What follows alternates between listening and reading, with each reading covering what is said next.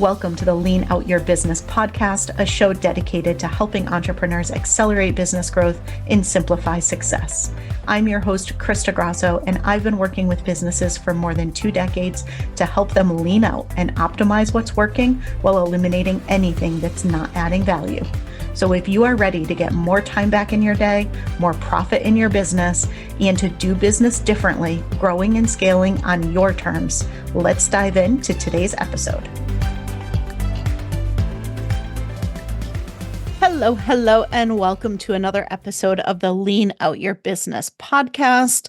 This episode is my annual predictions and look forward to what I believe it's going to take for success and scale in the new year. So, first thing I want to touch on is what I shared last year, because if you've listened to these predictions and look aheads for the past several years since I've had the podcast, you'll notice that the themes tend to roll into one another. And I'm finding the same with this year. A lot of the things that I talked about at the beginning of last year are still true and are being evolved a little bit. So some of the things really quickly that I shared last year was that mastery and specialization would be critical to be able to truly stand out from so many other people that were entering the entrepreneurial space for the first time, and just so much of the noise that's been going on online. And I think that is still very true this year. I talked about the importance of less but better in both the way that you structure your business, your offers, but also in the way that you market. And I think that's a really big theme as we go into this year as well. I talked about how to become the go-to business for your ideal target market. Again, important this year. And then aligning how you market, launch, and sell with the shifting buyer behaviors. I've got more to say on that for this coming year. I talked a lot about AI and what it was going to take to really stand out and be able to leverage AI strategically without ending up just kind of being drowned out by too much AI created content. And I talked about the criticality of how know, like, and trust are important, but you really needed to focus in on value in addition. So it was know, like, trust, and value last year. So those were some of the predictions and themes that I had shared for 2024. Now, when we look ahead at 2025, all of those still important, still valid, but what I want to dig into specifically is how I see things shifting almost from an energetic perspective. And here's what I mean by that. If you think about 2024, especially the second half of 2024, there was very much this wait and see energy. People felt fairly frozen. We had the election going on. We had so many changes happening in the market. There were all of these things that were happening that made people not take action, or on the inverse, take radical dramatic action. So it tended to be one or the other. A lot of wait and see energy, and people waited and waited and waited. Some are still waiting. Others ended up then making massive pivots and throwing out a lot of what they did and doing reinvention, not necessarily in a really strategic way, but more in a reactionary, just have to try to find something working way. And so when I look at 2025 is not wait and see energy. I'm not really a fan of wait and see energy ever. I think that the best thing you can ever do in your business is be decisive. And if you make the wrong decision, or if that decision needs to change over time, you shift the decision, but you don't wait and see. That's my personal opinion and approach on things, and that has served me pretty well over these past couple decades. But I know other people tend to be a bit more risk adverse. They tend to be a little bit more cautious. And so if you find yourself, or if you find some of your clients were in more of that wait and see energy, kind of slow rolling things, checking, just kind of doing what you do and waiting to see how things are shifting, or waiting to see what decisions are getting made to figure out what you're going to do next. 2025 is not that time. This is the time to be decisive, to move forward, to make shifts. And it's also, as an extension of that, what I'm considering a time for necessary endings. You do not want to carry into the new year things that don't need to be brought into the new year or things that aren't working in the way that you want them to. And this extends across all facets of your business. This could be your offers. This could be the way that you package, price, position, or deliver your offers. Could be the way you market your offers. It could be the clients that you're working with or the type of client that you're working with. It could be your team, individual members, or the way that you have your team currently structured today. It could be your systems and your tools, your processes, your operations, the way that you're actually running your business behind the scenes. So there is a lot to be looking at here. And when I look at 2025 to me feels like businesses that will be successful are those who are decisive, who take action, who are willing to adjust those actions as needed to, but who are not waiting around to see what happens and who are moving forward. And those who have really clear boundaries and are not settling. They're not settling for things that are not supporting where they want to take their business. They have clarity on where they want to go. They may or may not know exactly how they're going to get there, but they know where they want to go. They know what the end of the year looks like for them and how that is a stepping stone to where they want to go from a longer term basis. And they're willing to make the decisions, to have the hard conversations, to let go of the things that aren't working. They are willing to move their business forward in that direction. Part of that is also being willing to take a stand and carve out your place in the market. It's not the time for vanilla messaging or things that can just kind of blend in. This is the time to really stand out, to get super crystal clear on who you work with, why you work with them, what you do, why you do it, and not just the impact that you're here to make, but really what differentiates you in making that impact. And I think that this is really, really important. I've said this for several years now, and I think every year it just becomes increasingly important. And I'm going to talk about AI in a minute. But if you think about AI, what has AI done? There have been a lot of really positive things that it's done as far as helping people automate things, helping people get more time back, helping people work a lot smarter, having small businesses have the capabilities of a much larger business, right? There's so many positive things that AI has brought about. But one of the things that's been a little challenging is that there is now content overload, right? You can go in and within 5 to 15 seconds have the answer to almost any question, have an entire blog post written, have an entire newsletter written, have an entire content strategy created. With so much content that's being produced, especially educational type of content, the volume of content is higher and the type of content is shifting that people are looking for. Right now, you can just go into any AI engine, ask any question, and get the answers that you need to. People aren't looking on social media or on blog posts or on things like that for the answers as much anymore because they can go to a ChatGPT or another AI engine and they can get most of what they need. So, in order to stand out, in order to have people want to pay attention to what you do, to listen to what you do, to see you as the leader in your space, it's not about educational and how to content, it's about building connection. Right? What AI cannot give us in the same way as connection. People want to know you, right? That goes back to last year, know, like, trust, and value. Well, I think when it comes to value, the value piece is really truly knowing you and your drivers and what makes you different and having your own signature frameworks, your own signature approaches, telling stories and making things feel very personal, getting even more clear on who you work with and potentially niching down even further. Now, when I say niche, I'm not necessarily talking about the way a lot of other people talk about niche. To me, when I think about niching, I think about what is the problem that you solve? What is the specific problem that you solve? And when you get more and more micro on it, it's not just that you help business owners scale like I do, right? It's I help business owners scale through the messy middle of high multi six to high multi 7 and 8 figures.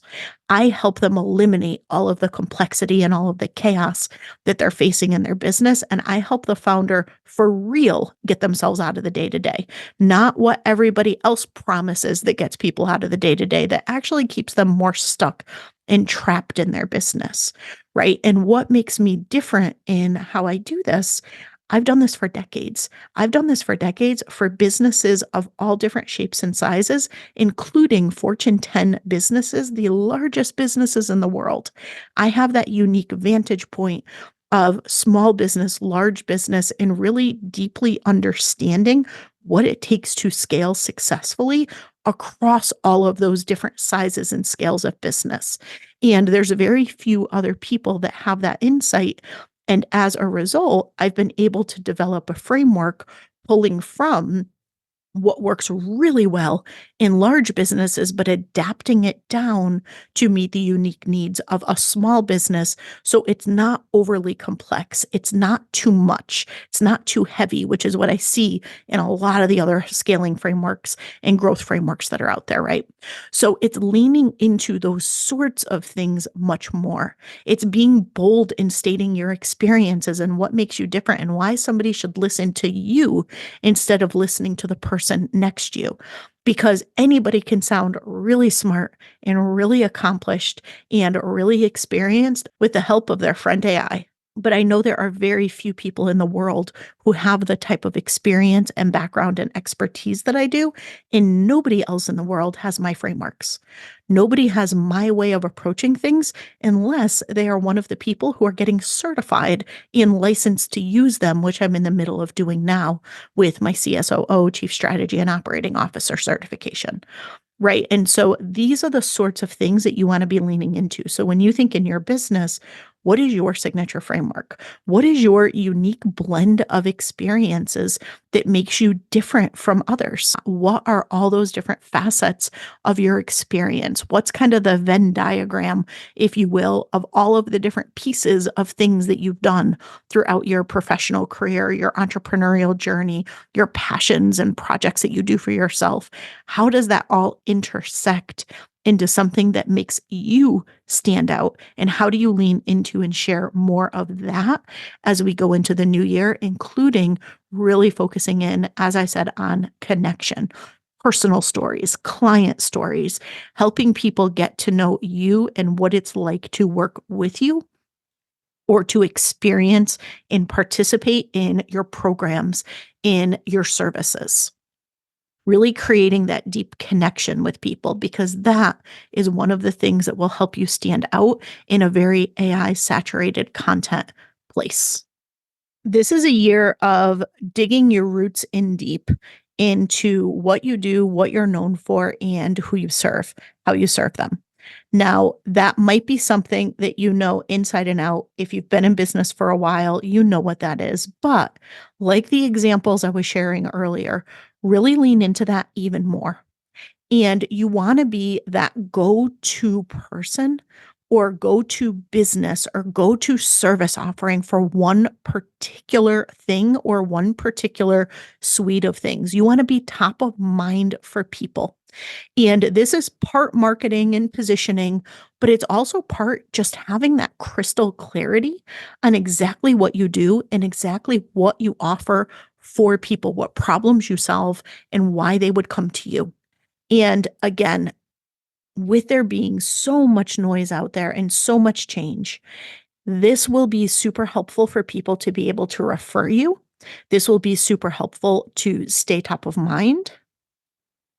And this will also be super helpful for you to stay focused and to remain true to your brand and to not be tempted to do big, huge revolutionary changes and throw things out and start over, or to follow the latest trend or tactic or thing that's getting thrown out there next, right? You want that stability in the business, that whole know, like, trust, and value, right? You want them to not just know who you are and what you do, but to trust that you are the one who will consistently be available to do the thing that you do. And so when you blend this all together, the funny thing is that as much as things are different, as much as things feel a little bit like we're living in the future with some of the advancements in AI and some of the things that are going on, we're actually kind of bringing it back old school in a lot of ways. The days of transactional, just buy my evergreen course type of stuff are fading.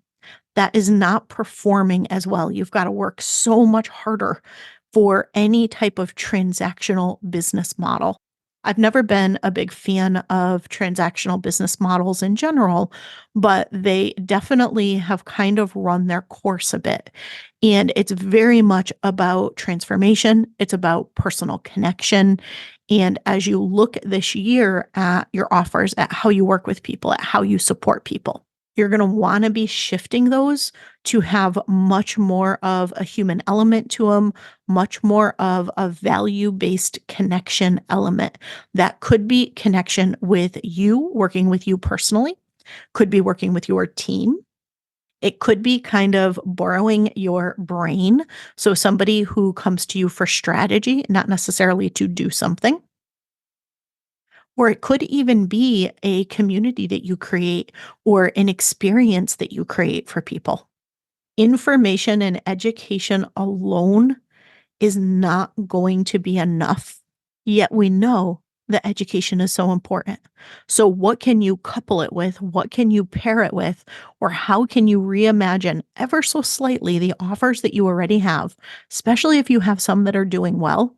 What's a 5-degree shift or even a 1-degree shift that you could make? They can amplify the transformation and that feeling of connection. People want connection. And I think that's going to be such a big theme in 2025. I know Kim Woods, who's been on the podcast a couple times before and who I shared a stage with in the fall last year, says that the word for 2025 is connection. And I definitely see that. It's that personal, that transformational, that relational, very connection based approach for things. At the end of the day, people buy people and experiences, not things. And that connection with you and your brand is going to be more important than ever before. I mean, even if you just look at some of the things that you're seeing on social media, what used to be a lot of reels and videos and things that didn't show people, didn't show their faces.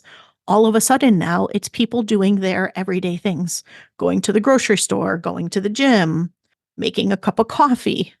It's that feeling of connection and that personal touch that makes you feel closer to the person, that intrigues people more about that person, about that brand, instead of it being something less personal. So, if I break this down to a few key takeaways and what I think it's going to take for success and scale in 2025, of course, I'm always going to start with leaning out. Make sure that you are letting go of and getting rid of anything that is not in support of that beautiful, big, bold vision that you have for the future and the goals and focus areas and financial targets that you've set for the year, right? Really let things go. Do not hold on to things that don't need to be there. Think about necessary endings and look, even if it's a hard decision, at your team, your clients, your offers, your processes, your system, everything you do to run and grow your business and all facets of that. Now, the next thing is look at your marketing. Look at your marketing and make sure that it is deeply rooted in that personal connection. Reimagine anything that you have that is not personal connection based. Add in more stories, add in more insights into how you feel about things, how you do things, how your clients feel about things and do things. I know one of my clients is shifting her newsletters to be more journal style. She's going to be sharing more like her own personal thoughts and insights journal style. And I absolutely love that. That is the perfect way to approach things. And it just makes her feel so much more excited about creating content for next year. So think about how you want to shift your marketing and your content and the things that you're doing to both attract and nurture and convert people into the business to be much more personal and much more connection based.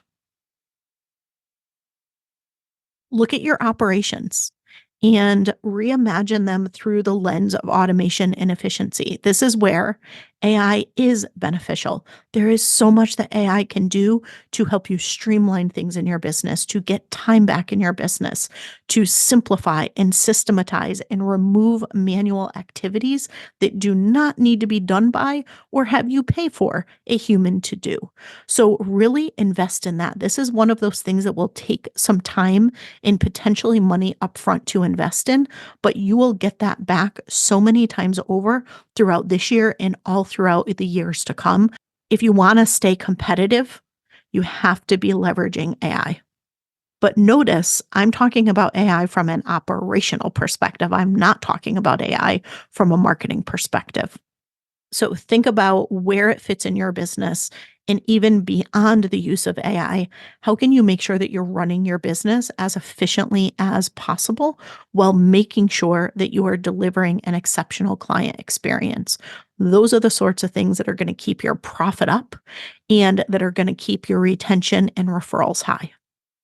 Look at your services, look at your offers, and reimagine them through the lens of your signature framework, what you do that's differentiated. Make sure that you're very clear on what you do, how you do it, who you help, and how you help them. And then look at your offers and reimagine them through the lens of transformation. If there's any pieces of what you do that are still transactional, things like self paced courses, things that are very hands off, things that are automated in places that maybe there should be a human touch, because it's always a balance of the two.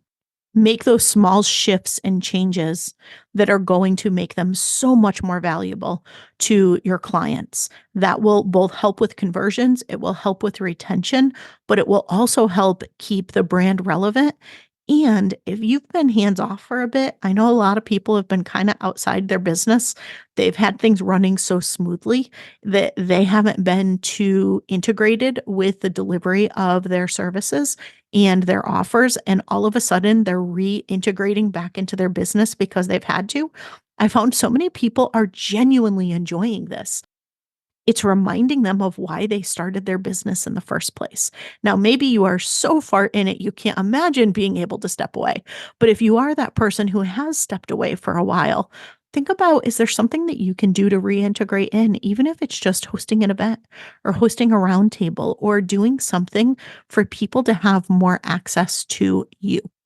And finally, as much as we're focused on the new, kind of kick it old school. And so what I mean by that is back when I was leading my first few businesses, right? I led 2 coffee shops back in the 90s. And the nature of those, right? I was very much in person with people, having conversations with people. It was through those conversations that I was able to double that business within the first year, because my ideas and what I thought people wanted, I learned very quickly through actually speaking to people that while some of them were really great ideas, there were other things I was not even considering that ended up being what people really wanted. I learned that very early on, and that has served me pretty well over the years.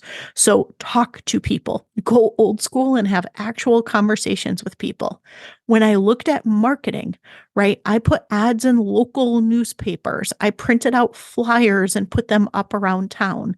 I am not telling you to print flyers or to put ads in newspapers, but what I'm saying is I went right where my people were and I put things in front of them. I had a very small space that I could write in. And so I was super targeted in what I wrote. And I was doing things very clearly to get someone to take an action to come into my coffee shop. When I started selling jewelry and I would go to local markets and events, I would invite people and I would do the same thing. I would have very small space, so I'd be super targeted, super clear on exactly why they wanted to stop by my booth instead of the hundreds of other booths that were there. And so if you think back to some of those things, it was conversational, it was personal, it was targeted. Those are the sorts of things that are going to make a difference. To cast a wide net and hope you find your ideal person is not going to work in ways that it has in the past. Not that it's ever really worked super well, but it is becoming less and less effective. So if I break it down into a few words, the share is about connection. It's about transformation.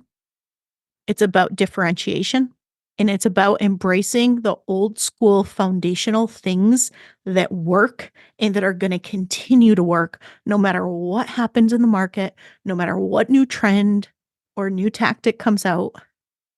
And it's about putting those roots in deep around what you do, how you do it, and how you do it different, and who you do it for. I hope you have the most successful and incredible 2025.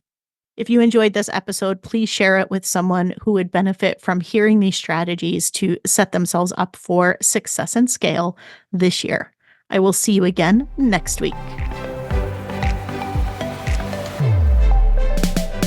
Thanks so much for tuning in to this week's episode. If you have not yet taken our scalability assessment, I invite you to head to leanoutmethod.com/assessment and take our interactive assessment that's going to help you look at how simple, how sustainable, and how scalable your business currently is. It includes personalized recommendations of where to focus next to get your time back, to increase your impact, increase your profits, and ultimately step into your rich, fulfilled life.